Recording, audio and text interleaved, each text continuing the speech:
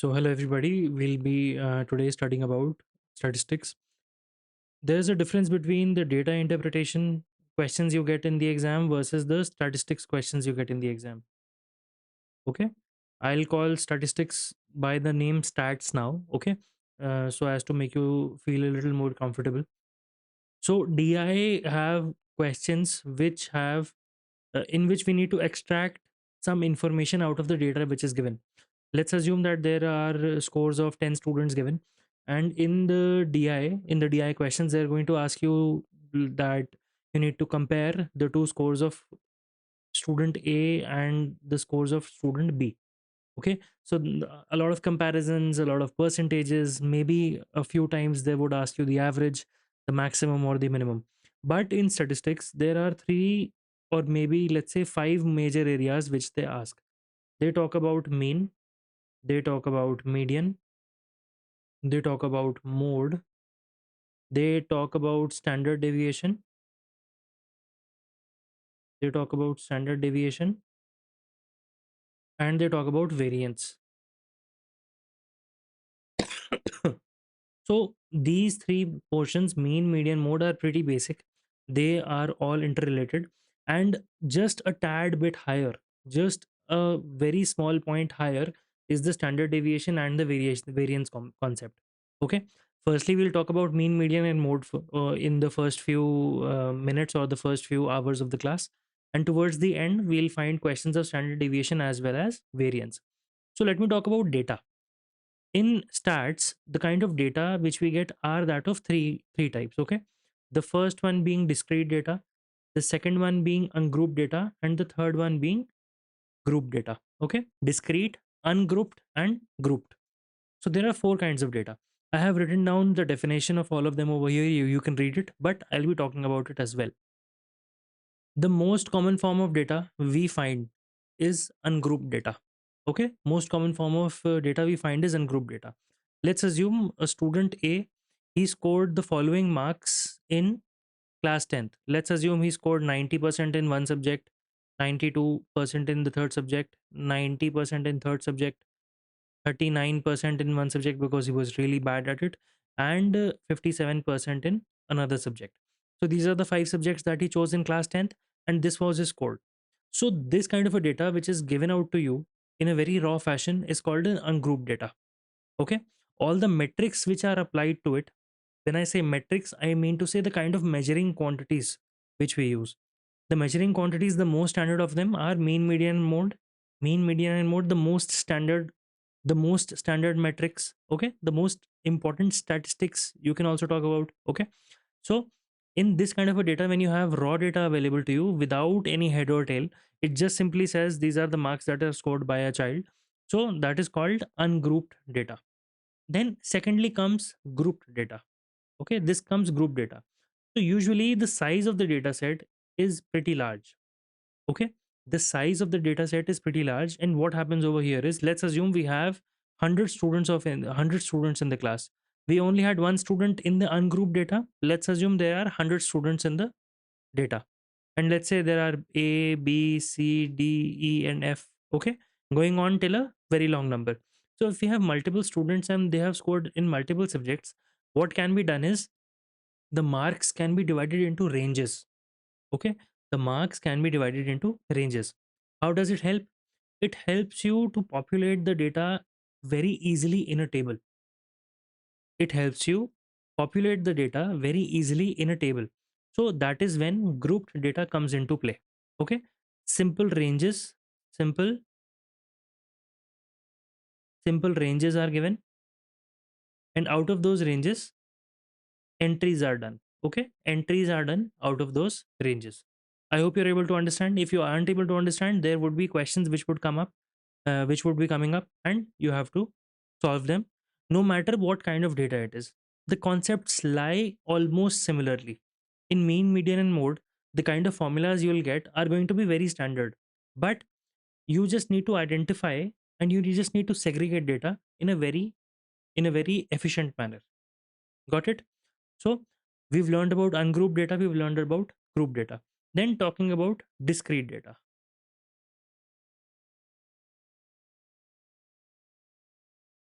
Okay, so usually again it is a small to moderate data set.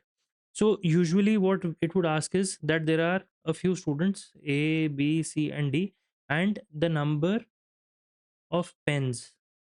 That is what we're talking about over here as well. The number of students, that the number of pens that each student has would be given. Let's say 3, 4, 7, 11, and so on. Okay. So this kind of a data would be called discrete data.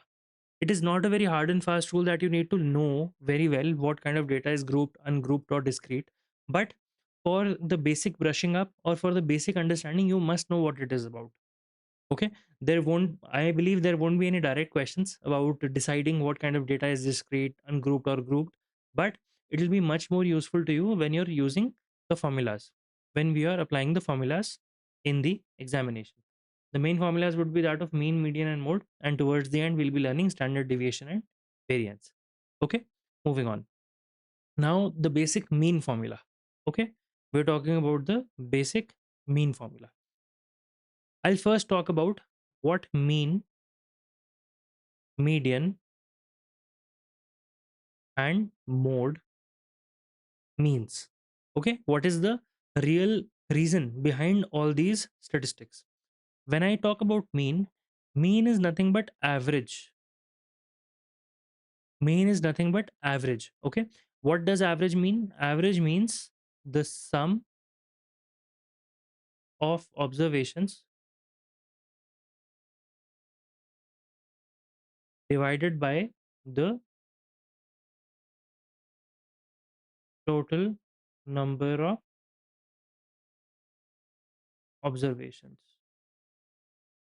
Okay, the sum of observations divided by the total number of observations. Now, secondly, there is something called median. Median is nothing but the midpoint. Median is nothing but the midpoint. What happens in the midpoint? All the data is arranged in an ascending order.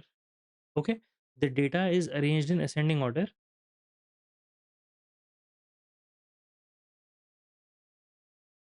and the midpoint is located. The midpoint is located. How does it really help? Let's assume there are students who scored low marks and there are students who scored high marks. Okay, let's assume that this is a graph that I have drawn. These are the ones which are scoring low marks, and these are the ones who are scoring high marks. These are scoring high marks. So there is a midpoint which is called the median, where you can decide that these are the number of students which are falling below the mark, and these are the students which are falling above the mark. Okay, below the mark and above the mark, this is the gap. Okay, so median is nothing but the midpoint. It tries to create a center point from where you can look both up and both down, and the number of observations which will be up and the number of observations which will be down are going to be the same. Okay, i I'm not saying the magnitude of the observations is going to be higher or lower. I'm not saying the magnitude of the observations is going to be higher or lower, but there would be a center point where you can say that now on all the observations are going to be higher, or now on all the observations will be lower. Okay, so it is a midpoint. Then talking about mode. Mode is nothing but max frequency. What does it mean when I say max frequency? Max frequency means most occurrence. Let's assume that a student has 30 subjects. Okay, let's assume a student A has 30 subjects, and in all the 30 subjects he is constantly scoring 0, 0, 0, 1, 2, 3, and so on. And let's say in 10 subjects he scored 0. So what is the mode of the data, or what is the most occurring number or most occurring score that the alphabet A or the student A scored? So my answer would be 0. This is not going to be rocket science. It's simply trying to find out within a set of numbers which number was repeated most of the times. So that is mode. Okay. Before we get to the questions, I'll quickly tell you again about everything. Mean is nothing but averages, sum of total observations upon the total number of observations. Median is the midpoint. We have to arrange the data in ascending order and find the midpoint. By finding the midpoint, I don't mean it by value, but I mean it by the number of terms. Okay, by the number of terms. Then talking about mode, mode is nothing but the most occurring frequency. Okay, the frequency which occurs the most.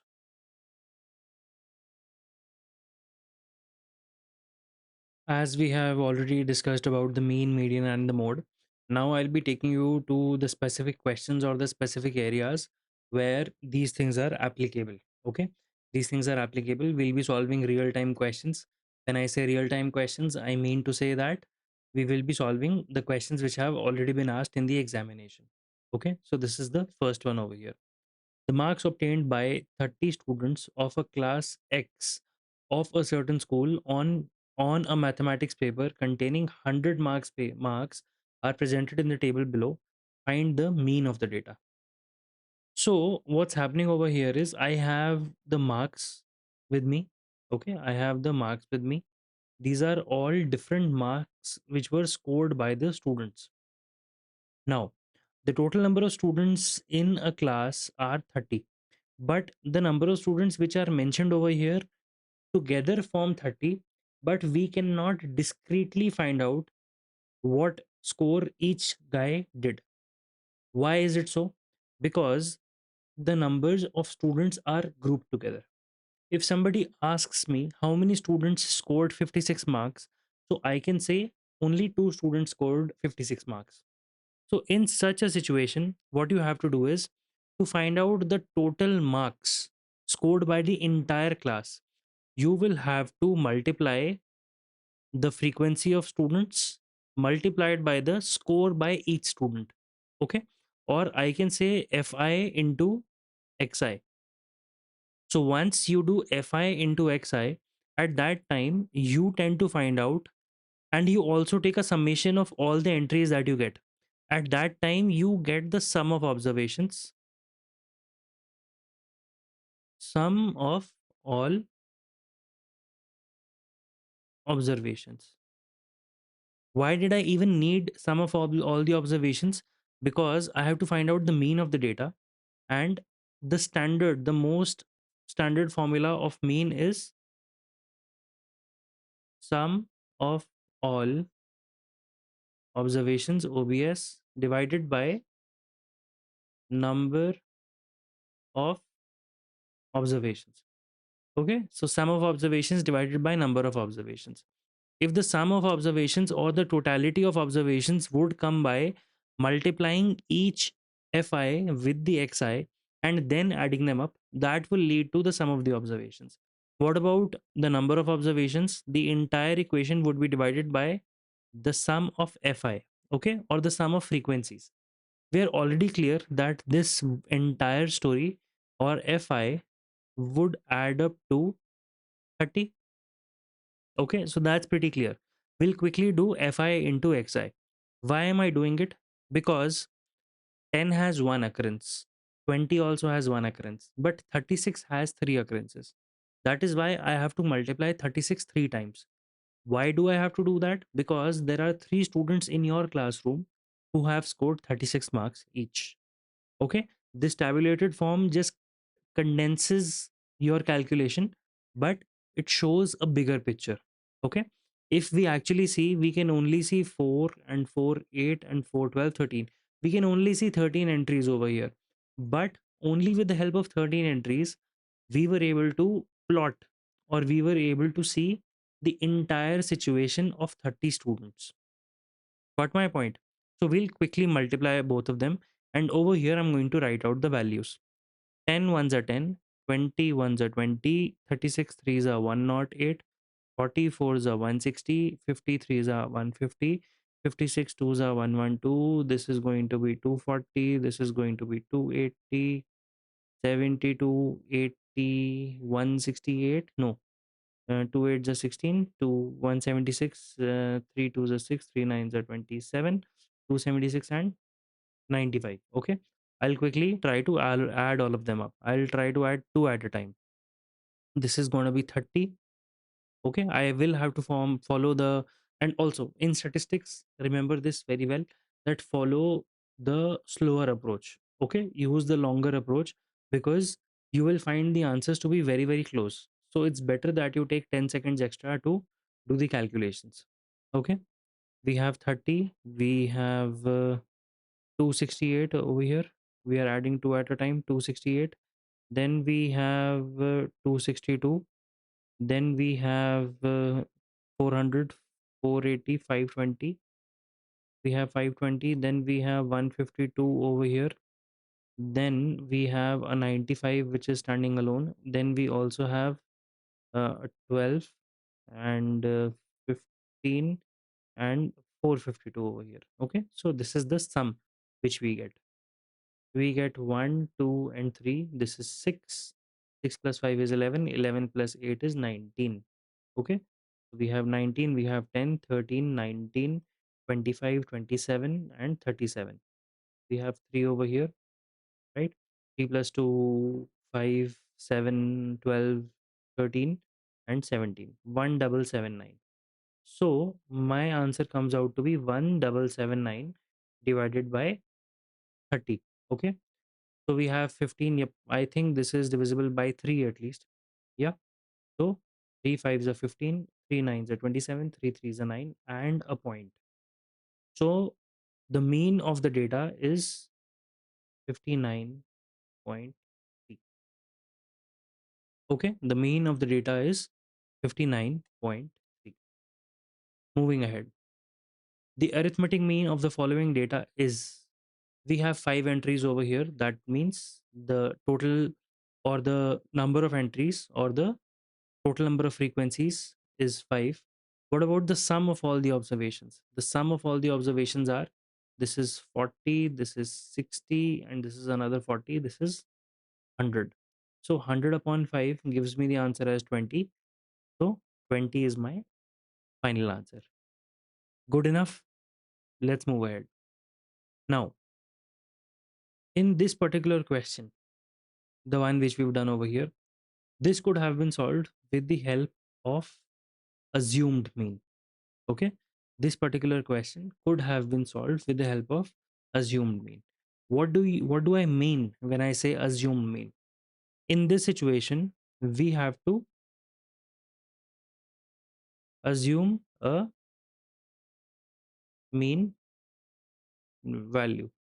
Okay, let's say, let's figure out a situation, or for instance, let me give you the score of class 10th board exams for Anil. Okay, this is a hypothetical name, and I'll be giving 5 subjects hypothetical marks.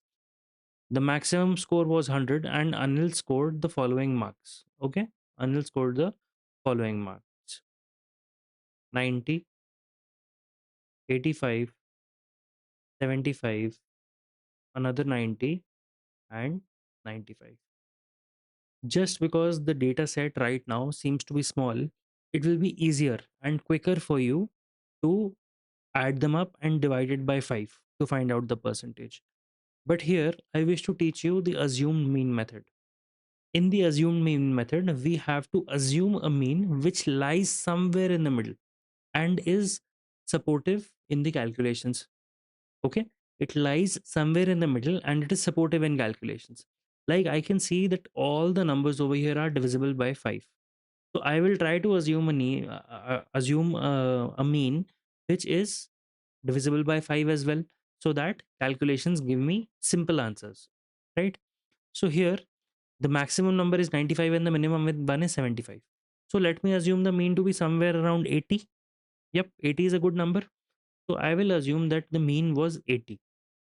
Against the mean of 80, I will see how far off are my observations from the mean.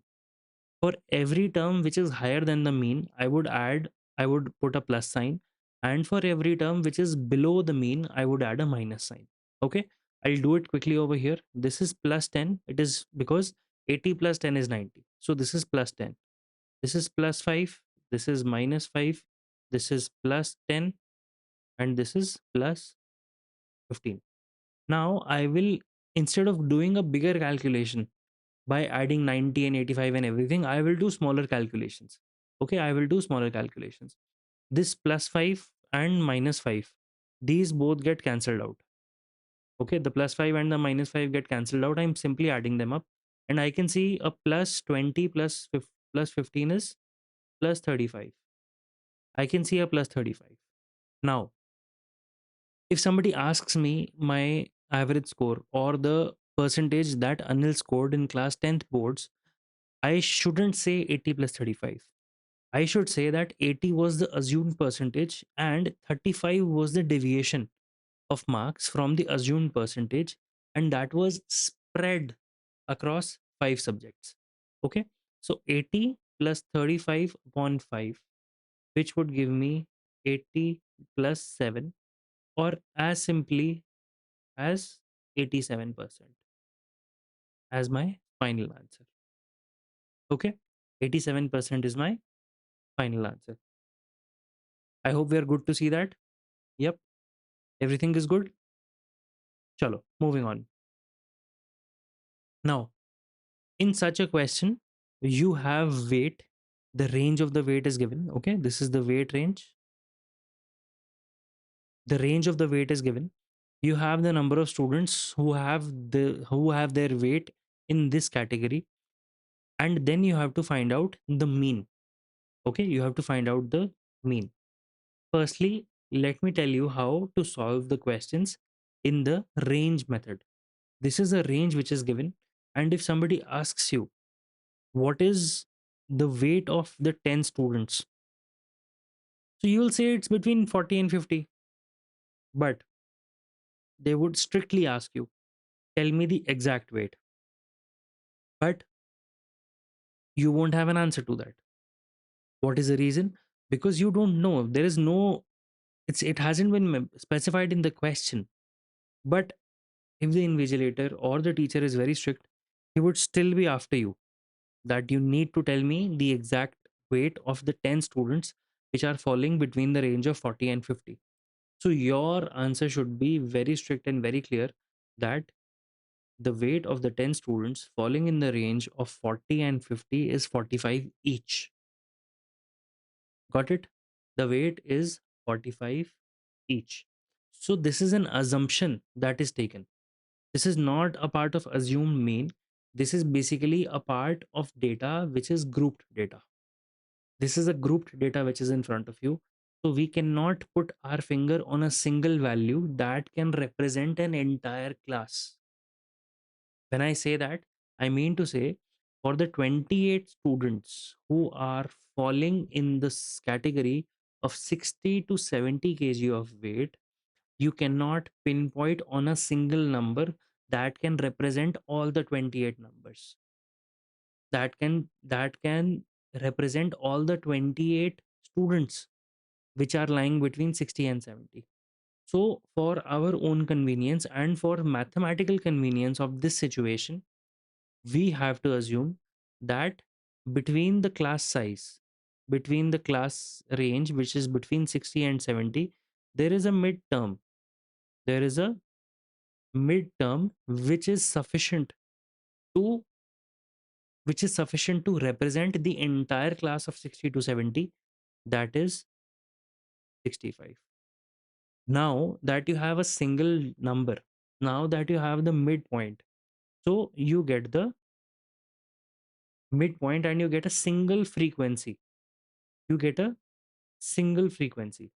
If there are 10 students lying between 40 and 50, then you can easily say that they are contributing 450 kgs into the system. They are contributing 450 kgs into the total sum or the total mean. Similarly, here I'm not going to give you the assume mean method right now. I'll be following it in a simple mean method.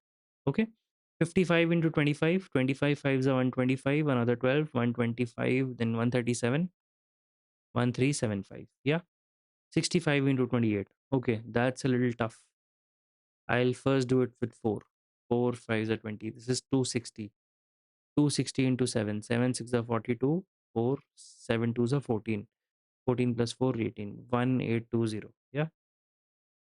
75 into 12, 12 5s are 60, 0, 6, 12 7s are 84, 90. This is 900. Then 85 into 10, this is 850. Then 95 into 15, 15 5s are 75, 15 9s are 135, 142, 1425. Okay, 1425. Okay, I'm putting simple commas because I want there to be a clarity.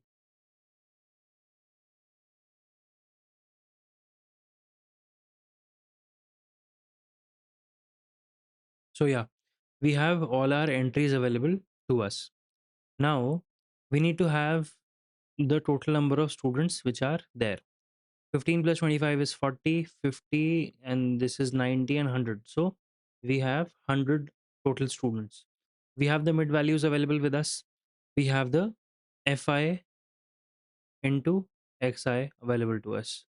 Okay, this fi stays there and this xi stays here, right? Right. So fi into xi, we'll quickly add all of them up. This 450 and 4 and 8 is 12. This is 1300. 13, 13, 26, 2675. 2675 plus 25. 2675 plus 25 is 2700. 27 is, this is 31, 41. 41. Okay, what all we have done? We've done this, we've done this, we've done this, we have done this. This we are sitting at 4100. This makes it 5000 and this makes it 6820. So we get 6820 divided by 100. No, this is 100. This is not 1000, this is 100. I'll put a point over here which gives me my final answer as 68.2. Okay, this is my mean. This was the long method. Now I'll be coming to the shorter method, which is the assumed mean method. As it is pretty much evident that our final answer is 68.2, now we'll be following the assumed mean method. Okay, the assumed mean method. You can choose any of the mid values to be the mean, any of the central or the central tendency of the class. This is what is the central tendency of the class. So you can use any of the mid values to be the mean. So I will assume over here that 65 is the mean. I'll try to find out the deviation between 65 and 65, that is 0. So 0 multiplied by 28 is nothing but 0. Similarly, I'll quickly change the pen color to maybe a little orange. This is 0 because I assumed the mean to be 65. So against 65, there might be a plus sign or there might be a minus sign. Considering it to be a more optimistic universe, I would put a positive sign. So against 65, it is 0. For 75, there is a gap of 10 between 65 and 75. That is a plus 10. Plus 10 multiplied by 12. Plus 10 multiplied by 12 makes it 120. That of plus. There is a gap of 20 over here. 20 multiplied by 10 is a plus 200. Then there is a plus 30. Plus 30 multiplied by 45 is a plus 450. Okay, I have gotten these positive values. Taking to the negative side, in the negative side, you have a minus 10 multiplied by 25 gives you a minus 250. Then a minus 20 multiplied by 10 giving you a minus 200. Okay, minus 200 minus 250. From here, I can quickly cancel out these two. Minus 200 and minus 250 make minus 450. Minus 450 and plus 450 can get easily cancelled. I will only consider 120 and 200. When I add up 120 and 200, I get 200 plus 120. This positive effect of 320 would be spread across all the students, which are nothing but 100 in number. Okay, which are nothing but 100 in number. So what we get here is 65 plus 320 upon 100, which gives me 3.2. So 65 plus 3.2 is nothing but 68.2. This method of assuming the mean to be a number which is already somewhere in the middle of the entire range, is much easier as compared to going with the FI upon XI method. Okay, this is much difficult to solve, but assumed mean always comes to the rescue. I had decent calculations, that is why I could quickly solve FI and I could quickly add up FI and XI. Okay, I haven't done the question in the past. Maybe you are assuming that I have done it in the past, so I'm very quick at it. But trust me, in this chapter, I'm taking things as they come. Okay, so 68.2 is the correct answer in both the ways in which we solve it. Okay, moving to one more question of mean, then we'll be going to median. Okay, so here we have the class size is 10. Okay, the gap between the two numbers of the class is 10 and the frequencies have been given. As I told you, I need to find a central tendency of the class. So here the central tendency is 5, here it is 15, here it is 25, here it is 35, and here it is 45. So I have the central tendencies with me. I will follow both the methods which are mine. The first is the regular mean method. Regular mean method. What happens here? What happens here is 5 is multiplied by 12, which gives me 60. 15 is multiplied by 16, which gives me 240. 6 is multiplied by 250, which gives me 150. 7 is multiplied by 35, which gives me 245. 9 is multiplied by 45, which gives me 405. Okay, okay. If you really want to get into my head how I quickly solved the ones which were difficult, I'll still tell you that. The square of 15 is 225, plus one more 15 makes it 240. Simple. 6 into 25 is 150. This is not difficult.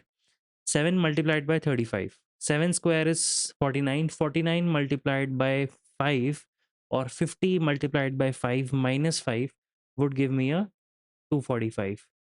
Similarly, 9 square is 81. 81 multiplied by 5 is 405. So this is how you can break down things to your advantage and calculate a little quicker. That is why for me, both the regular mean as well as the assumed mean method will always lead to, first of all, for you as well, to the correct answer in both the ways.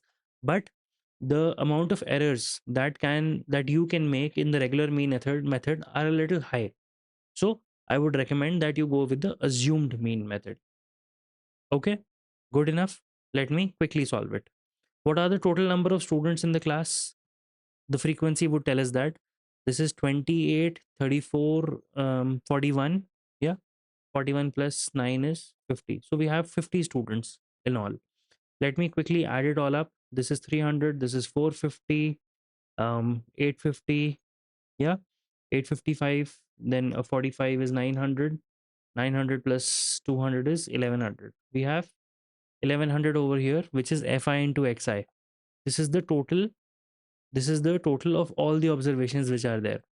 Now, upon the number of observations which are there, which means the total number of students which led to this data. This cancels out. 5 ones are 5, 5 twos are 10, 5 twos are 10. So 22 is my mean. Got it? 22 is my mean. Now I will follow the assumed mean method for the same. The assumed mean method. In the assumed mean method, I will first of all change the color to green. Secondly, I will choose which one. If I choose 25, I already know my answer is lying at 22. Let me use the worst case scenario. Let me assume that 5 is the assumed mean. Okay, because there would be hardly anybody who would use the most extreme number, but me being me, I would use the worst case scenario so as to help you understand that assumed mean is a method which is also valuable to you at all places. Okay, so in the first instance it is going to be 0 because the assumed mean is 5. In the second instance, when I say first instance, I mean to say this class. This is the first instance. And this place is the second one, this is the third one, this is the fourth one, and this is the fifth one. Okay, I hope you're able to understand what I'm referring to. The first one is 0, the second one has a gap of plus 10, plus 10 multiplied by 16 is plus 160. Let me go to the third one. The gap is that of 20. 20 into 6 is plus 120. Again, in the fourth one, there is a gap of 30. The gap of 30 multiplied by 7 gives me a plus 210. In the fifth position, there is a gap of 40. And 40 multiplied by 9 is 360. Okay, I need to add all of this up. This makes a 280, 280, 290, 390, 490. 490 plus 60 is 550. 550 plus 300 is 850. Yeah, this is 850. Now, the total number of students that are affected by this result are 50. The assumed value was 5. 5 plus 850 upon 50. 0 and 0 would get cancelled out. This would give you the result as 17. 17 plus 5, the final answer is 22. Okay. The final answer in the previous case where I used the regular mean was also 22. In the case where I deliberately went to the road which was least traveled by assuming the mean to be the lowest degree, by assuming the mean to be the lowest class, there I increased my calculations, but I still reached the correct path. Okay. For the ones who are happy to travel a rough road but a shorter road, can follow the assumed mean method. And for the ones who are happy to like to work a little harder but work for a longer period of time, they can use the regular mean method. The only difference between regular mean and assumed mean is in regular mean method, your susceptibility to commit an error is going to be really high. Okay, because the calculations are bigger and you in exam pressure might fall off. Okay, the chances or the susceptibility of you to commit an error in the regular mean method is much higher. Got it? Moving on. Now we are going to talk about median of ungrouped data.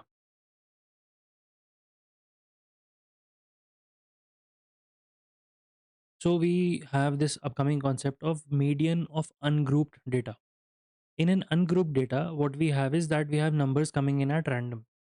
So whenever we talk about median, I've already talked about a center point in a data which can balance the weight of the left hand side and the right hand side equally. It means we have to write the entire data in ascending order. Okay. When I say ascending order, I mean to say that from the smallest to the largest, we have to write that in a series. And once the data has been written in the ascending order, we have to count the number of terms, right? We have to count the number of terms. So those numbers are nothing but n observations. If the total number of n observations is odd, then the median term is nothing but n plus 1 by 2. The median term, I'm not talking about the median. I'm talking about the term where I can find the median is n plus 1 by 2. Let's assume these are 5 numbers: 1, 2, 3, 4, 5. They're already written in a series which is increasing in order, right? They're already written in a series that is increasing in order. So the number of terms are odd because they are 1, 2, 3, 4, and 5. So if the number of terms is already odd, so 5 plus 1 by 2, this becomes 6 by 2. This is equal to 3. So the third term comes out to be the median, or the third term is the median term, and by default the value here is 3. So my answer of the median is 3. Let's assume it could have been 5, 6, 7, 8, 9, and 10. Okay. So these are 6 terms. They are even in number. In When the terms are even in number, then n by 2th term is my median. Here, the n is 6 upon 2 is equal to 3. So, the third term, just a second, yeah, the total number of observations is even. The third term comes out to be the median term. 1, 2, 3, 4, 5, 6. So, 7 is the median over here. I believe we are committing a mistake over here. The median term should be lying between this and this. So, the average between 7 and 8 is 7.5, which is the median. So, whenever you have even number of observations, then the n by 2th term and n plus 1 by 2th term, this the average of these two terms comes out to be the median. Okay, that was a very small silly mistake which I committed. Moving to the questions, we have two questions over here for us. If the median of the following data is 11, then find the value of k. The first step is going to remain the same, that I need to arrange them in the ascending order. I need to arrange them in the ascending order. What is the ascending order that I can see? I can see 3, 6, 7, 9, 3, 6, 7, 9. Then comes 13, 15, 20, 21. And it is said that 11 is the median. So 11 is basically having the weight of both the sides at the center, and the total number of terms being 9. So 9 plus 1 upon 2, this is equal to fifth. This means the fifth term is the median. The missing term which I didn't write over here was k plus 6. Also, you would be asking me that why did k plus 6 fall in the center? My answer to you would be that if 11 is the median, then I would have to have a space in the center which is 11, and I would have to have a space in the center which was 11. And after arranging all the numbers over here, I could see that k plus 6 can only and only fit in the center. Had k plus 6 been fitting over here somewhere in the end, the median would have automatically shifted from 11 to 13, and this would have defeated my entire purpose of solving this question. So 11 has to lie in the center, and k plus 6 also has to lie in the center. If 11 and k plus 6 are both referring to the same term, which is the fifth term of the series, then k plus 6 is equal to 11. If k plus 6 is equal to 11, then the value of k is nothing but 5, which is my final answer. Good enough? Let's move on. The median of the following data will be, again, the first step is to put it down in ascending order. The ascending order says 25, 27, 29, 30, 32, 33, and 35. What is the total number of terms? I have 7 terms over here. So the median would be 7 plus 1th, 7 plus 1 upon 2th term, which is the 8 upon 2 or the fourth term. In the series, the fourth term is, this is 1, this is 2, this is 3, this is 4. So the fourth term is 30, and this is my median. Pretty simple. Now I'll take you to the next concept, which is median of grouped data. Okay, it's not much difficult, just has a small formula which you need to understand. Once you understand that, you'll be good enough in solving the question. So now we'll be talking about finding the median in group data. Okay, whenever the data is grouped, you need to find out the median. So there is a standard formula for that. So the first step that we have to follow is to find out the cumulative frequencies. What do we mean? What do we mean by cumulative frequencies? It basically means that if you have, let's say, 6 entries, and against those 6 entries, you have cumulative frequencies. You have frequencies simply available, 2, 1, 3. So if this is the frequency and this is the entry, then there is something called the cumulative frequency, which means adding up the preceding frequency in the current frequency and going on. Okay, so it doesn't mean only the addition of two frequencies. It means the addition of all the frequencies which are above one of the frequency. So above 5 there is nothing, so only 5 would be the cumulative frequency for A. For B, there are two frequencies above it, so 6 plus 5, that's going to be 11. For C, there are total of three frequencies, 7 plus 6 plus 5. 7 plus 6 plus 5. So simply 18 here. Then another 2 would be added here. This is 20. Another 1 would be added here. That is 21. And another 3 would be added here. That is 23. So this is how the cumulative frequencies are calculated. Now, after that, the cumulative frequencies are there. Now, this is the final frequency that we have achieved. This is the final frequency which we have achieved, which we also call as n. Had you added up all the frequencies over here, you would have again achieved 23, which was n. So 23 is our n, and n upon 2 would give me the median class. N upon 2 in this case is nothing but 11.5, right? So 11.5 is the median class, that is 11.2.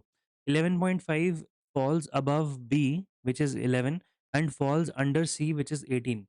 So the median class is nothing but this situation over here. Okay, this is the median class. So we have identified the median class. Now the median would be falling somewhere close. Median would be falling somewhere close. Then there is a very straightaway formula. There is a very straightaway formula. This is a group data. So there would be entries made here on the left hand side. Let's say that it has a class size of 5. It starts with 0, 0 to 5, 5 to 10. This is an assumption case. Okay, 10 to 11, sorry, 10 to 15, 15 to 20, and 20 to 25, and 25 to 30. Okay, so the class size that we have here is that of 5. Here it talks about L in the formula. L means the lower frequency or the lower limit of the median class. We have identified the median class to be lying between 10 and 15, right? We have identified the median class to be lying between 10 and 15. As the median class is lying between 10 and 15, and 11.5 was the cumulative frequency that we are talking about. So L is 10 over here. Okay. So in the formula, I will simply write 10 plus what is n by 2? N by 2 is 11.5. 11.5 minus cumulative frequency. The cumulative frequency that we are talking about is that of the preceding class. Okay. We are talking about the cumulative frequency of the preceding class as it is written here in the formula. What is the cumulative frequency of the preceding class? The answer is 11. So 11.5 minus 11 is the cumulative frequency. Whole divided by f. What is f? F is the frequency of the median class. The frequency of the median class is nothing but 7. So it's going to be divided by 7.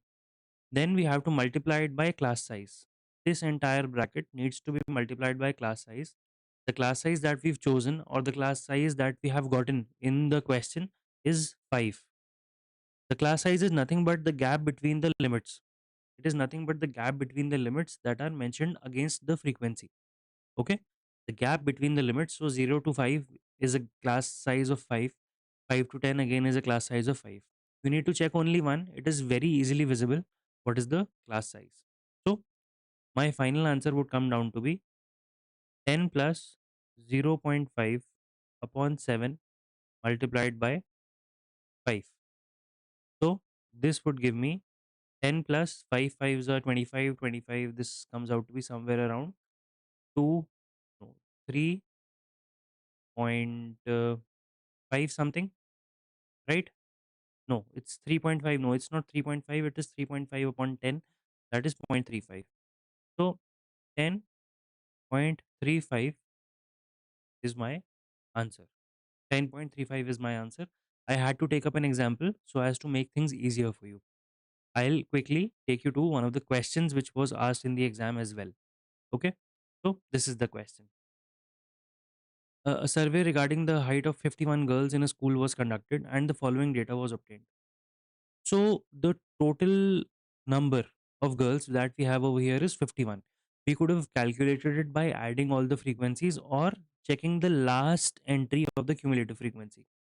So I'll quickly write down the formula. The formula is the lower limit of the median class plus n by 2. That means that means frequency upon 2, or the final frequency upon 2, minus CFP. I'll call it CFP. Why would I call it CFP? CFP means cumulative frequency of the preceding class. Whole upon whole upon F. F is the frequency of the median class multiplied by the height. This is the formula for median of grouped data. Okay, median of group data. The formula is intact. Now I need to find out the median class first. Okay, I need to find out the median class. The median class is 51. It is the cumulative frequency or entire n upon 2 makes it 25.5. Now I need to find out a class where 25.5 is lying. When I find that out, 25.5 is more than 20, more than 11 and less than 29. So this class where the cumulative frequency is 29 is my median class. Okay, pretty easily identified. This entire story is my median class. I'll quickly put it down. The median class has a lower frequency of 145. So 145 plus n by 2 I've already calculated as 25.5 minus cumulative frequency of the previous class. The frequency of the previous class is 7 and the cumulative frequency is 11. So minus 11 would come here. Whole upon frequency of the same class. The same class has a frequency of 18. The same class meaning the median class, multiplied by the class size. The class size over here is 5. 140 and for 145 has a gap of 5. Similarly, 145 and 150 has a gap of 5. So this is it. That's what we're looking for. 145 plus 25.5 minus 11 would give me 14.5 whole upon 18 multiplied by 5. This would give me 72.5. Yeah, if I'm not wrong. No, I am not. 72.5 upon 18, and 18 fours are 72. So I would consider it to be a little 18 threes are 54. Yeah, 18 threes are 54. So a little less than 3, I'll call it 25. So 145 plus 18 fours are 72. 4.25 would be here. So 149.25 would be my final answer. Okay. I'll quickly again tell you about all the things that are mentioned here. L is the lower limit. Okay. N by 2 is the sum of all frequencies upon 2. CFP is the cumulative frequency of previous class. Okay, previous class to the median class. F is the frequency of median class. H is the class height. Okay, you just need to remember this formula, and as soon as the formula is there with you, you will be able to solve it in no time. Okay, moving on. Now, median of discrete data. We have already talked about like ungrouped data, which is almost similar to that of discrete data. So we need to find out the median of discrete data, and that would be the sum of all frequencies. If the sum of all frequencies is odd, then n plus 1th, n plus 1 by 2th would be the observation. That would be the median observation. If n is even, then it would be the average of n by 2th and n by 2th plus 1th observation. Okay, so I'll quickly do that for you. Mm, I think I've already done that. No need to worry. I'll quickly rub it off and come back by helping you solve it again. So we were in the middle of this concept in the last like sequence of the lesson, that this area was already solved. So that's why I told you I'll come back, I'll clear up the thing and then come back to you. So we have been talking about medians, and now we'll be talking about median of discrete data. Median of discrete data is not much different as compared to median of ungrouped data, okay, or median of raw data. The only thing is that you have to arrange all the items according to the frequency, okay, according to the not the frequency but actually the xi or the class that we're talking about or the marks obtained over here. You have to arrange everything according to the frequency to the class, and ascending order is required. Once the ascending order is achieved, then we try to find out the median class. The median class or the median area, if the number of observations are odd, then n plus 1 upon 2th observation would be the median. Else, if it is even, then n by 2 and n plus 1 by 2th observation, the average of these two values is going to give me the median class. Over here, the data is that of, I'll check. Okay, I'll first check. This is 30, 58, 68, and 73, 75, 85, 95, and 500. The data is that of 100 students. Had this data, had this data been expressed in terms of raw data or ungrouped data, then my marks would have been something like this. 20 has been scored by 6 students, so I would write 20 6 times. 29 has been scored by 28 students, so I would write it 28 times.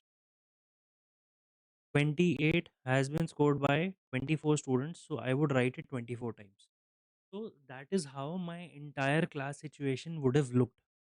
But just because of grouping, just because of grouping, my situation looks a lot more solvable. Okay, my situation looks a lot more solvable. So what do we actually do here? Firstly, we have to put an ascending order operation on the entire data in terms of the marks obtained. The lowest marks over here are 20. So 20 would be the first, and 6 students have scored it. 21, 22, 23, 24, 25. 25 is the next set of marks which have been scored, and that have been scored by 20 students. 25, 26, 27, 28. 28 marks have been scored by 24 students. 29 marks have been scored by 28 students. What about 30? No, no 30, 30, 31, 32, 33. I have 33 marks scored by 15 students. I have 38 marks scored by 4 students. I have 40, 42. Yeah, I have 42 marks scored by 2 students and 43 marks scored by 1 student. Okay, so these are my marks, and this is the frequency of the number of students who have scored them. Now I'll try to find out n by 2. According to the formula, n is even. If n is even, then my median would fall between n by 2. Like between, when I say between, I also mean to say the average. So the average of n by 2 and n plus or n by 2 plus 1, the n by 2th term and the next term and its average. Okay, so 50, like 100 is n, so n by 2 is equal to 50. So the 50th term plus the 51st term whole upon 2 would be my median. To achieve the 50th term, I would have to have cumulative frequency. Okay, to see what the 50th term is, I would need to have cumulative frequency. I've already taught you about cumulative frequency, that the last one keeps on getting added, or anything which is behind it gets added. So there's nothing behind 60. So behind 6, 6 would be here. This is going to be 26. This is going to be 50. This is going to be 78. This is going to be 83. This is 87. No, 83. No, this is going to be 93. This is 93. This is 97. This is 99, and this is 100. So it is clearly visible. It is clearly visible that the 50th term has the score as 28, and the 51st term is lying somewhere in the middle between these two areas. And the strict score that I can certainly say that this is the sure shot score of the 51st one is 29. So here I have 28 as my 50th term and 29 as my 51st term. The reason why I taught you this, that 20 is occurring 6 times, 29 is occurring 28 times, and 28 is occurring 24 times, so on and so forth, was because of this. Because if somebody asks you what the 50th term is, then you must know that there is a legacy that is being followed. Okay, there is a legacy that is being followed. So 28 is something that we have as the 50th term, 29 is something that we have as the 51st term. 51st term. So 28 plus 29 gives me something whole upon 2. When I know there is a gap of 1 between 28 and 29, so 1 upon 2 is zero point 0.5. That means my answer is 28.5. No need to solve it completely. No need to go till 57 and then wonder that why did it come. No, it's simple. Got it? I hope we are good here. Moving to the next point. We are now going to talk about mode. Right? We are now going to talk about mode. What happened in median or what happened in mean was we try to find out the average. Okay? What happens in median is that we try to find out the middle balance point. We try to find out the middle balance point. What happens in mode? What happens in mode? In mode, we try to find out the most repeated term. Okay, we try to find out the most repeated term, and once we have that, that is what is called the mode. Okay, for ungrouped data, the value which has the maximum frequency will be the mode. For discrete data, the value or the number in a data set xi which has the highest frequency fi or appears more frequently is called the mode or the modal value. So more the frequency or more the occurrence, that is going to be declared as mode of a data. Sorted? Yep. So let's move on. Again, there is data on this slide. It's okay. I was trying to solve it just right before the class, and the only reason was I wanted to check if there are errors anywhere. And I believe that there are no errors anywhere. So I'll quickly solve it. We've been given a data set of these many numbers. You need not count anything. Okay, you just need to see it once. You have to see the occurrence of 13 in this entire set, and you have to write it below it. So 13 has occurred two times, once here and once here. 15 has occurred only once, so this is not going to be the mode. 13 still has a frequency of 2, or the number of occurrences as 2. 31, 31, no, I don't think so. 31. What about 12? 12 also has occurred only once. 27, 27 has occurred once, twice, and thrice. So this is sitting at the maximum point. 27 is sitting at the maximum point. What about 13 again? Only twice. 27 is thrice. 30 is only once. 27 is thrice. 28 is only once. And 16 is also only once. So I can clearly declare that 27 is my mode. Okay? Easy. Easy to understand. Let's move ahead. Now, there can be datasets which have multiple modes. So if such a question comes up and you're asked to write the mode of it, so you'll have to see which one of them are being occurring the most number of times. 2 is occurring only once, 3 is occurring twice, 4 is occurring once, 5 is occurring twice, and 6 is also occurring twice. So the mode or the multiple modes of this data set would be 3, 5, and 6. Okay. You can clearly write in the exam, or there are no more written exams, there are only multiple choice questions. So the mode is 3, 5, and 6. Good enough? Let's move on. Okay, find the mode of the given data: 21, 15, 16, 48, this, and so on and so on. I'll quickly check if 21 has occurrences. I can see that 21, I'll go with the options. Okay, 21 has 2 occurrences. 16 has 3 occurrences. 15 has 4 occurrences. My goodness.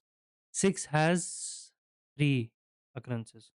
So out of the entire data, I can quickly say that 15 is my mode. Why can I say that? Because it is the most repeated number of my data, right? I'll move on again. Now, find the mode of the following data. This is the number of occurrences, and this is the data that we're talking about. 11 has a total of 19 occurrences. Okay, 11 has a total of 19 occurrences. That is why 11 would become my mode. This is a grouped sort of data. If I'm supposed to write it in a discrete, see, this is more of a group as well as a discrete sort of a data. But if I wish to write it in an ungrouped manner, I could easily write it as 5 will be occurring 8 times, 6 would be occurring 7 times, 3 would be occurring 9 times, and 11 would be occurring 19 times. So 11 is the mode that we're talking about. Sorted? Let's move on. Okay. Calculate the mode from the following data. These are the number of patients and these are the days of confinement. So the number of patients is nothing but the frequency that I have, and the days of confinement are set. So here 7 is the max frequency that I can see. Against 7, the number of days of confinement are 8. So against the days of confinement, 8 has occurred the most. So 8 is my answer. See how simple things get when you know the concept, right? So I'll quickly move on to the next concept. Now, there is a possibility that you would find grouped data. When I say group data is something that has limits attached to it. Let's assume between 0 to 5, there are students whose marks are there between 0 and 5, and the number of students who are falling. Okay, so this is number of students who are falling in that area. Okay, so 0 to 5, there are 7 students. 5 to 10, there are 20 students. 10 to 15, there are 8 students. 15 to 20, there are 22 students. And 20 to 25, there are 20 students. So we have to find out the mode of this. For that, we have to identify the modal class. Okay. For that purpose, we have to find out the modal class. The modal class is the one which has the maximum frequency. The maximum frequency means the maximum number of students. This means this particular class has the maximum number of students falling in it. So 15 to 20, or from the limit 15 to 20, is my modal class. Okay. Here, if modal class is 15 to 20, the lower limit of this class would be standing at 20. Sorry. The lower limit of this modal class would be standing at 15. Once it is standing at 15, I can assume this to be the modal class. The class interval size, h, the gap between the two class intervals, is 5. So this is 5. Frequency of the modal class. The frequency of the modal class is 22. Frequency of the class preceding the modal class, the one which is before it, this is 8. And the frequency of the succeeding class of the modal class, this is 20. I just need to plug these values in the formula. What does the formula say? The formula says L means 15, plus f1 minus f0, 22 minus 8 whole upon twice of f1 means 44 minus f0, f0 means 8 minus f2 means 20. Whole thing multiplied by h. H is the class size, which is that of 5. 22 minus 8 would give me a 14, right? 22 minus 8 would give me a 14. 44 minus 28 would give me a 6, yeah, 16 multiplied by 5 plus 15. So 15 plus 70 upon 16. 16 5s is 80. So 16 4.8 something would be the answer. So the mode of this data, which I have completely assumed out of nowhere, is nothing but 19.8. Okay. The mode of this data is lying at 19.8. Why is it lying at 19.8 and not somewhere close to 15? I have a solid reason for that. The reason is that the number of people who are lying between 15 and 20 is maximum, which is 22. Also, the number of people lying at the higher side is also 20, which is high. But on the lower end, there are l- there is definitely a bunch of 20 students, but that is also pushing it forward. So 19.8 is the appropriate area where the range is supposed to fall. Okay, I hope everything is clear. 7 by 8, 12.2, 4.5. Yep. So I think we're good. We're good here. 19.8. Right?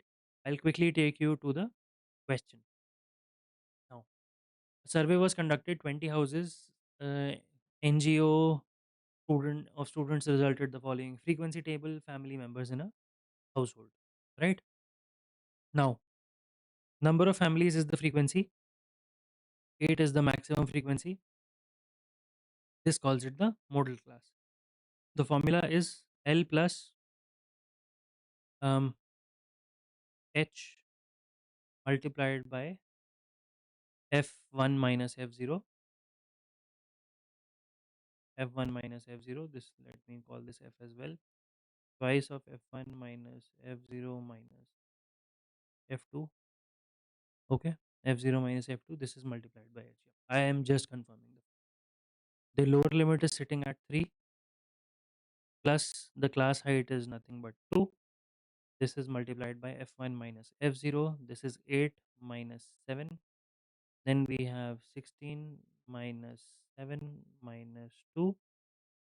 7 and 2, 9. 9 and this becomes 7. This makes it 1 by 7 multiplied by 2 plus 3. This makes it 3 plus 2 by 7. 21, 22, 23. 23 upon 7. 23 upon 7 gives me what? 3.28. Okay. So the mode of this data is nothing but 3.28.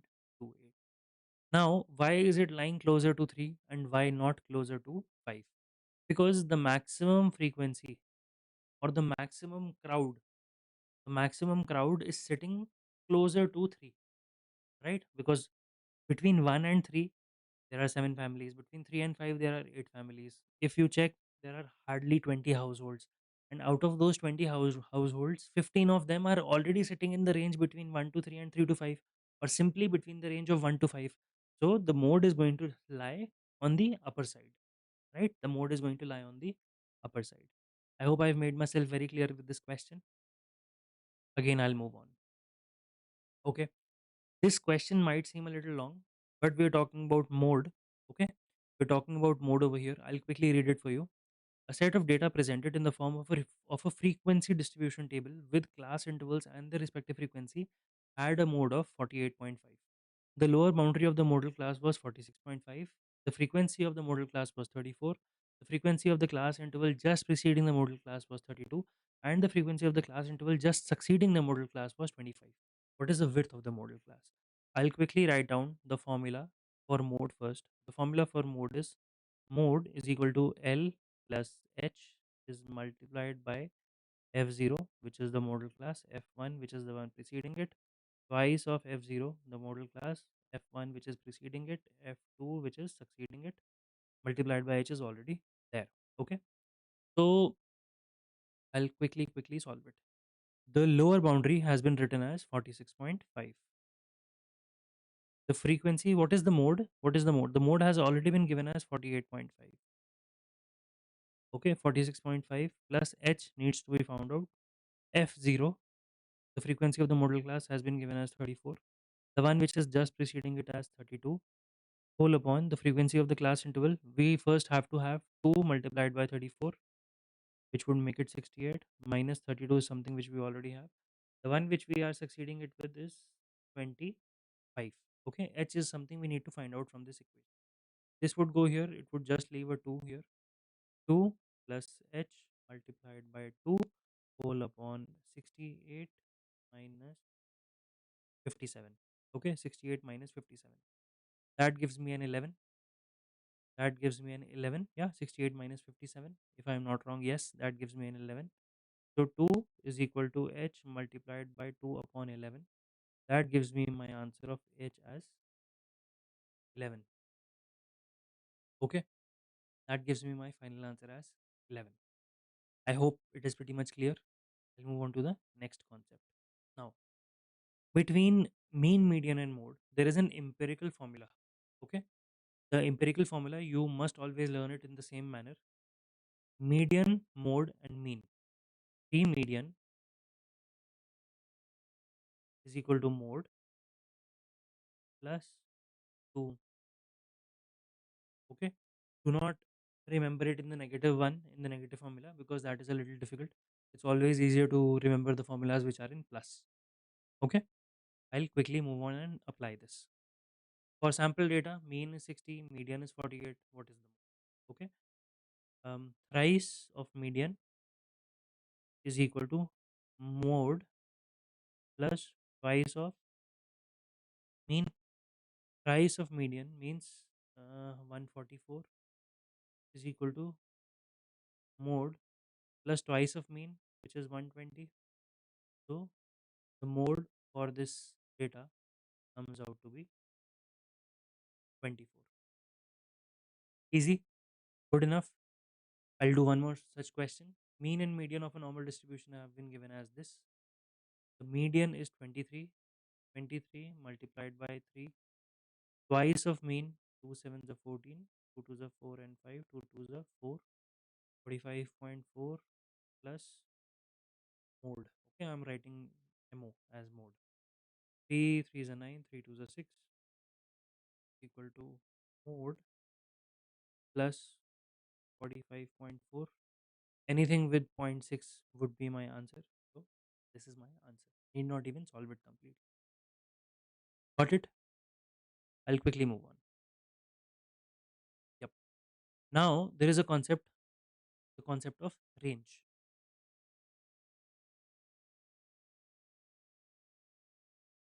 So now we'll be talking about range.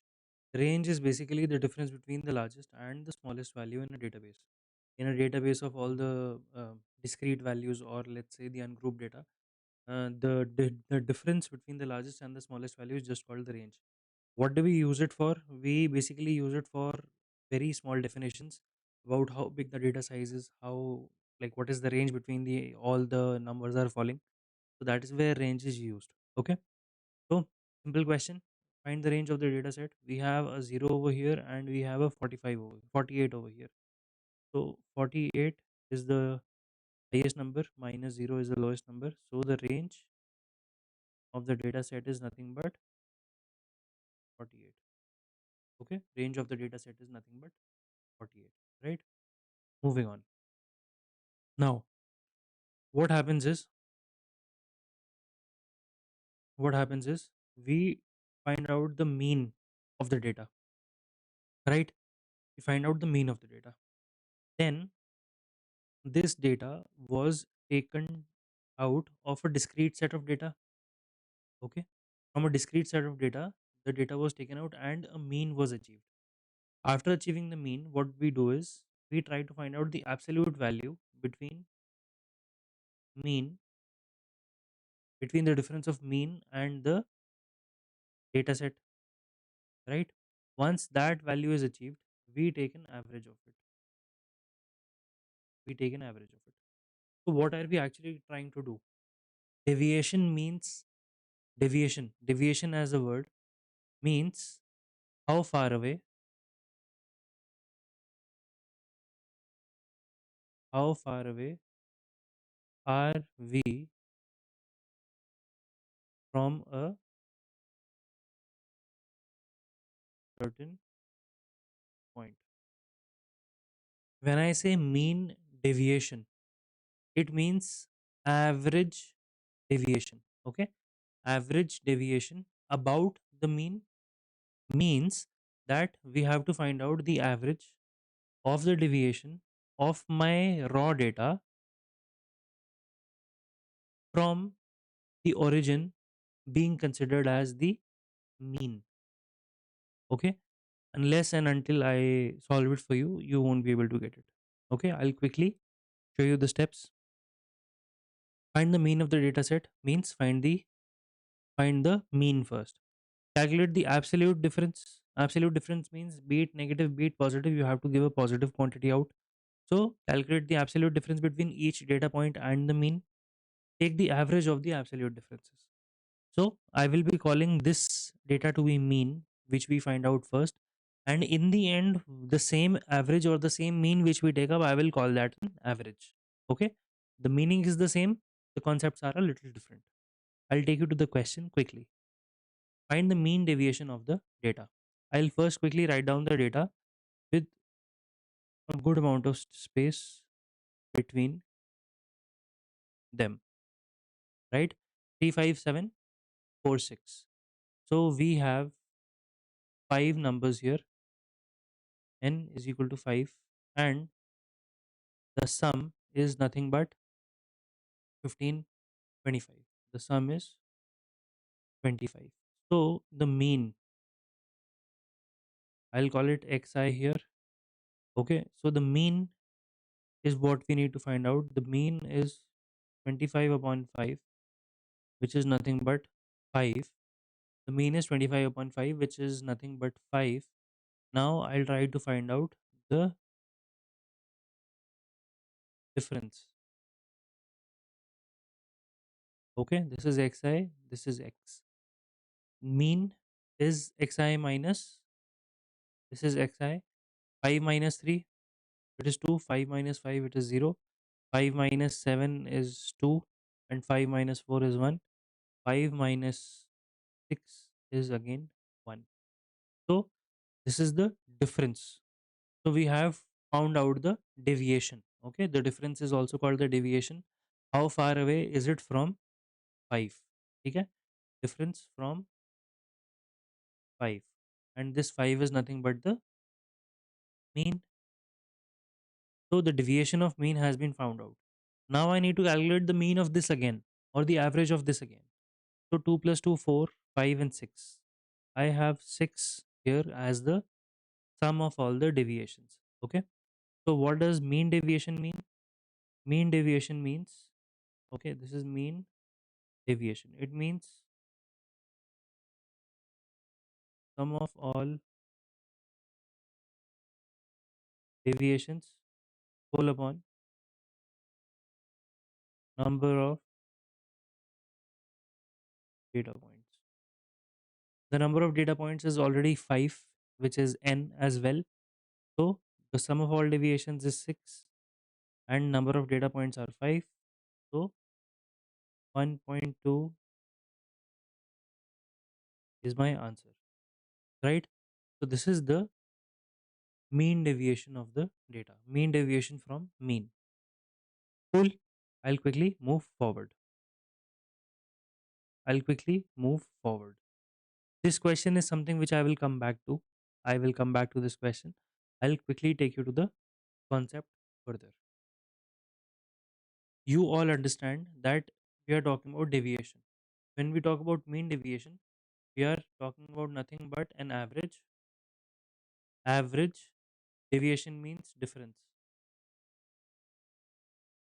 Average difference. Okay. Mean deviation is nothing but average difference. About the median.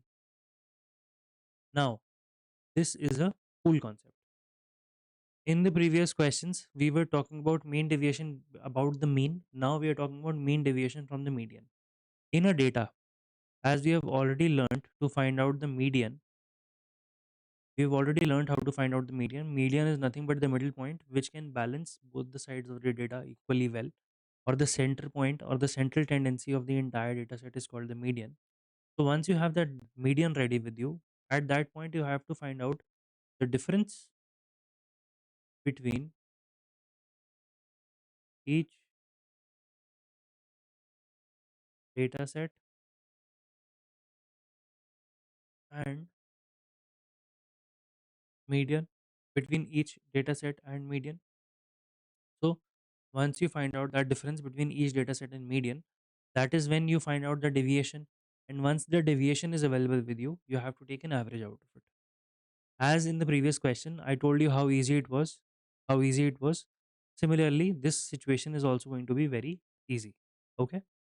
The number of observations, the value of observations, and the median of the data set. So the first thing that we have to do is we have to find out the median of the data set. The second point that we'll have to do is calculate the absolute difference between each data point and the median. And then finally, we have to take an average. Okay. So let me quickly for do it for you.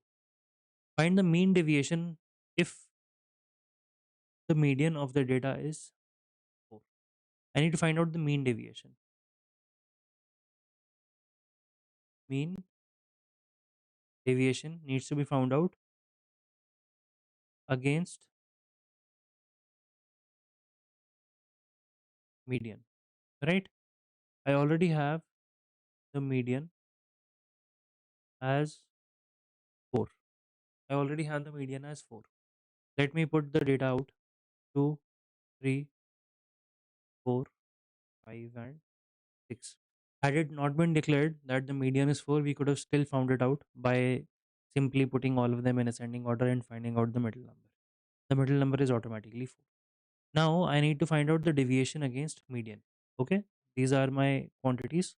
Now this is the deviation that I would find out. Deviation means the difference between 4 and 2, 4 and 3, 4 and 4, 4 and 5, 4 and 6.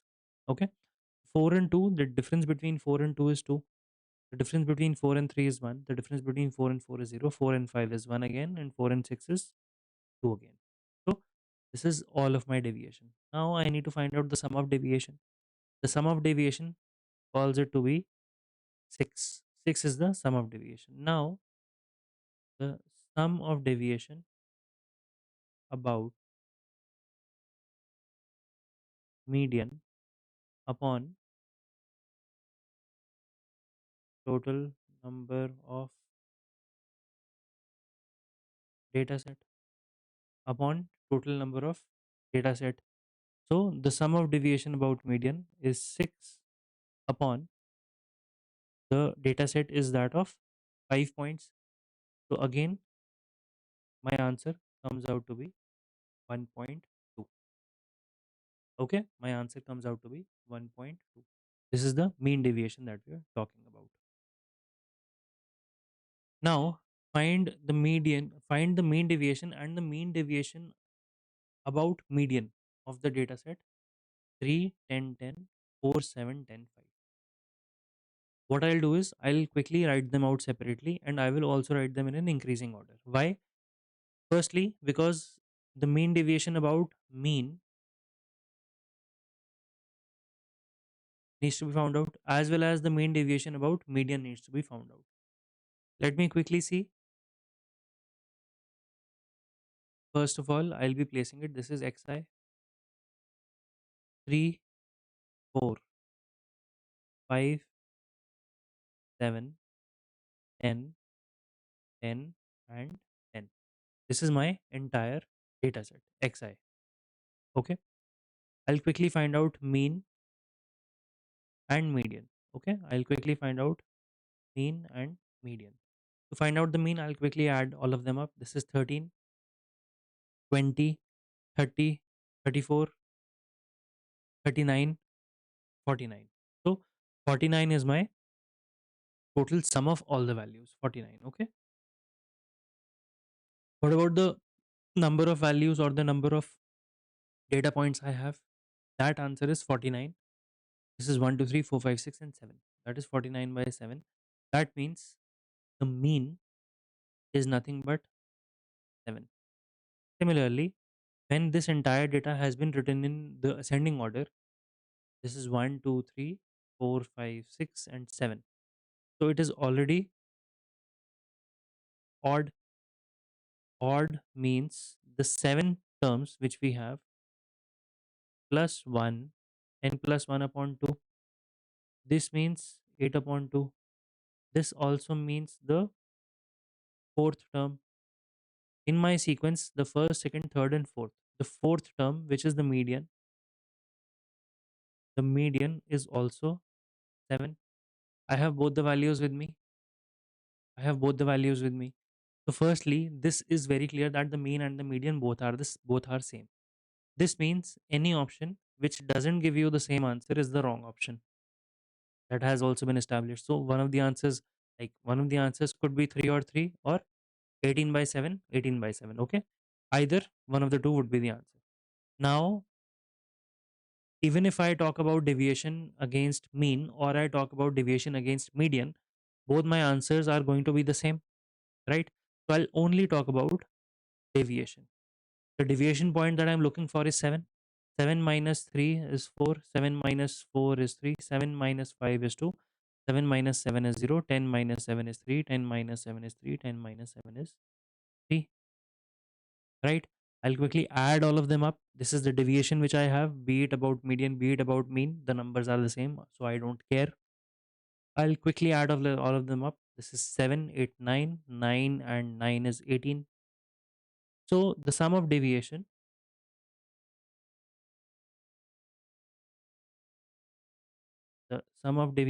be it about mean or be it about median, is the same, which is 18 in both cases.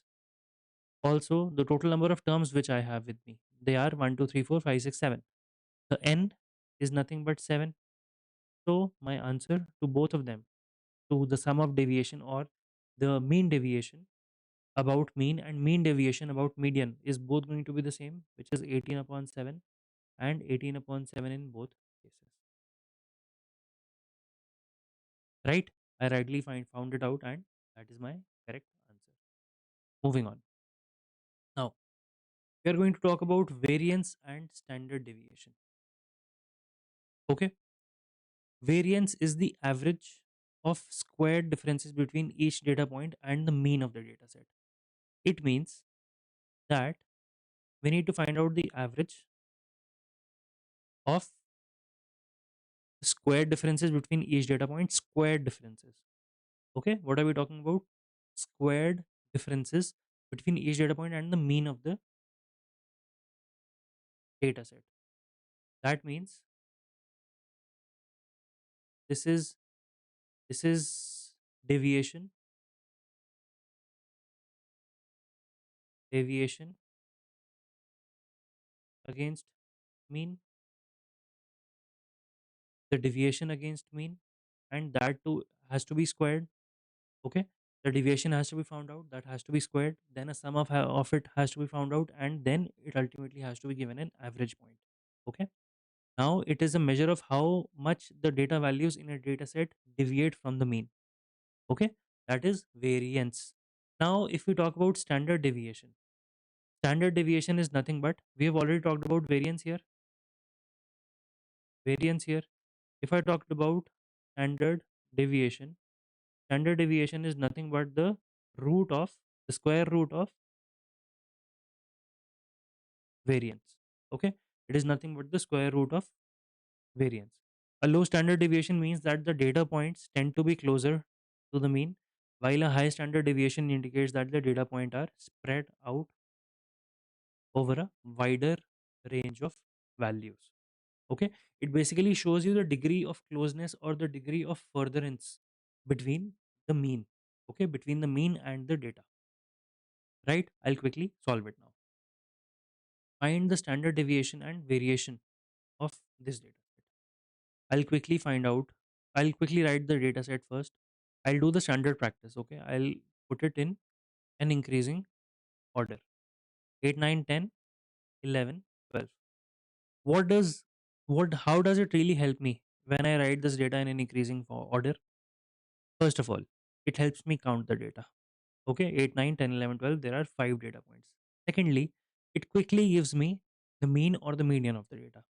If I'm supposed to find out the median of the data, then I quickly know that it is the third value. Why? Odd number of data points, odd plus 1 upon 2, which is 5 plus 1 upon 2, that is 3. So this is going to be my median. If I'm asked about the mean is also simple. If we have a series, then we have a central point which balances up and down. So the mean of this data is going to be 10. So I'm quickly arriving at a point that the mean of this data set is 10. Now I'll try to find out the deviation. The deviation between 10 and 8 is 2. The deviation between 10 and 9 is 1. This is 0. The deviation is 1. The deviation is 2. Now I'll talk about the square of the deviation. The square of the deviation, this is 4. This is 1. This is 0. This is 1. This is 4. So this has a sum of 10. The square has been done. The sum has been done. What do I need to do now? The value of 10 would now lead me to the variation. This is not variation, it is variance. Okay, the question has written variation. No, this is variance. This is variance. So I'm at my variance now. My variance talks about the squares divided by the total number of data sets, which is 5. So my variance comes out to be 2.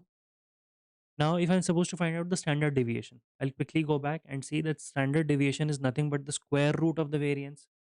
This means the variance is 2. So my standard deviation is the root of 2, which is nothing but 1.414. Okay, so I hope I've satisfied everybody. I've satisfied everybody here with my answer. Happy? Let's move on. Now, find the standard deviation of the following data up to 2 decimal places. This question arrived, this question came in CGL 2023, if I'm not wrong. Yeah, I'll quickly write it down in the ascending order: 3, 4, 5, and 7. I'll quickly find out the mean. This is xi. The mean here is 7 plus 3, 10. 10 plus 9 is 19. 19 upon 4 is the mean, which is nothing but 4 4s are 16, 4.75. 4.75 is the mean. Now, against 4.75, I'll try to find out the deviation. Deviation is nothing but the difference between 4.75 and 3 and everybody else as well. So this would give me 1.75. This would give me 0.75. This would give me 0.25. And this would give me 2.25. Okay. So once I have these numbers here, I'll quickly square them up. After squaring them, I will add them up. Okay. After squaring them, I will add them up. And after adding them up, I have to divide them by 4. That would give me the answer. Mind you that mind you that the deviation which we are talking about, it is always going to be a positive number because deviations are always positive in nature. Now I need to square them. Okay. Now I need to square them. Whenever there is a number, let's assume x5. When I say x5, it can be 5, 15, 25, 35, 45. Any number can appear in x. So if you have to square it, what you have to do is you have to particularly take x multiplied with x plus 1. Okay, x multiplied with x plus 1, that is going to give you a number, and put x multiplied by x plus 1 with 25 in the end. That is simply the square. Okay, so I have 175. 175 means I have 17 and 5. So I'll quickly multiply 17 with 18. 17 square is 289. I'll put another 17 in it. That gives me 406, 306. No, it gives me 306. I'm sorry. So I have 306 and another 25 behind it. So 30625 is the square that I'm looking for. Two decimals, it means four decimals would come here. Okay, because it's a square, 3.0625. In 75, there is 7 8s are 56. So I have 5625 and four decimals would come here. 25 is simple, 625. Or again, I'll follow my formula here. 2 into 3 is 6. 625, we'll have four decimals, 0.0625. Then we have 2 to 5. In 2 to 5, I will have to multiply 22 with 23. 22 3s is 66. 22 2s is 44. 44 plus 6 is 50. So we get 506. 50625 with four dots, with four decimals. So it is 5.0625. Now, to quickly add it up, to quickly add it all up, my answer would be 8.75 if I'm not wrong. Let me see. I can get 8 over here, then 625 four times. Yeah, 625 four times with a 5 extra over here.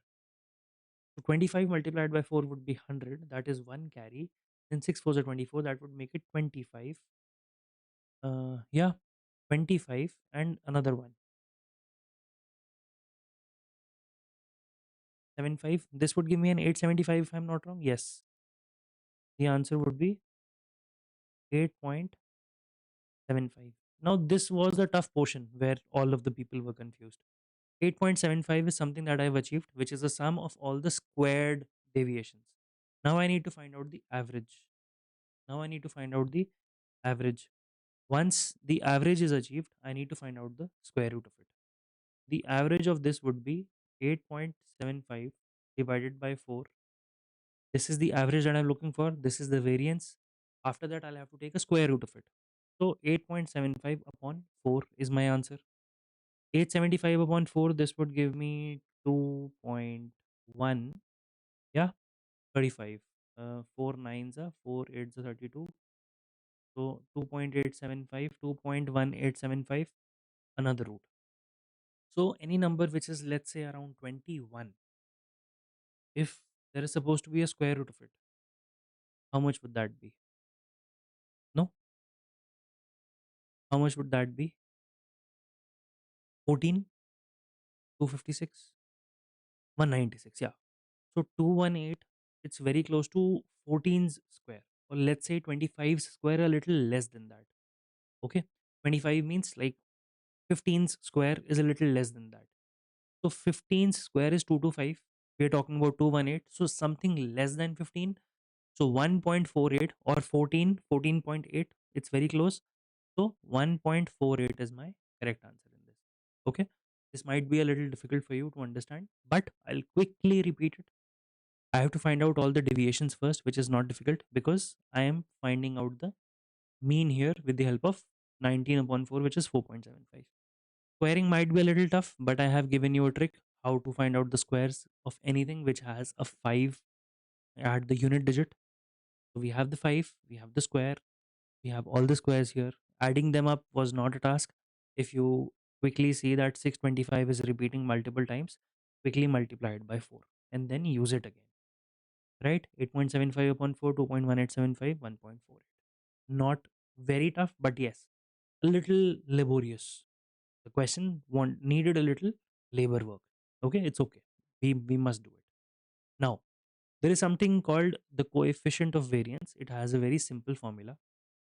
Okay, it has a very simple formula. Yeah, so the formula is standard deviation, coefficient of variance, which is CV, is equal to standard deviation multiplied by 100 upon mean.